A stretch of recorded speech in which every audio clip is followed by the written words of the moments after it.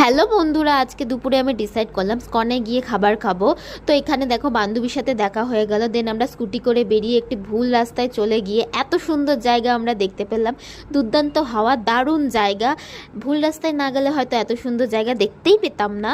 তো দেখো স্কনে পৌঁছে গেছি। তো স্কনে পৌঁছে দেখি ভেতরে আমার আরেক বান্ধবী চন্দন বাড়ছে। দেন আমরা খাবারের ওখানে পৌঁছে গেলাম, বাট ওখানে ভিড় ছিল বলে আমাদের ওয়েট করতে হলো। আমার খুব খিদে পাচ্ছিল, তো আমি অনেকক্ষণ বসার পর দেন দেখো ফাইনালি চলে এসেছে খাবার। এই ভোগ টাইমের যে কোনো নিরামিষ খাবার আমি কিন্তু অনেকটা খেতে পারি। সাধারণত বাড়িতে আমি এতটা ভাত খাই না, বাট স্কন বলো যেখানে খুশি বলো, ভোগের খাবার হলে আমি অনেকটাই খেতে পারি। আর রান্নাগুলো খুবই খুবই খুবই টেস্টি হয়েছিল। এরপর দেখো আমি আরেকটু ভাত নিয়ে নিলাম। এরপর চাটনি দিয়ে দিল, চাটনি দেওয়ার পর দই দিয়ে দিল। দেন খেয়ে দিয়ে আমরা লং ড্রাইভে বেরিয়ে গেছি। দারুণ মজা হচ্ছিল, আর ওই দিন খুব হাওয়া ছিল। দেন মজা করে আমরা বাড়ি চলে আসলাম। টাটা।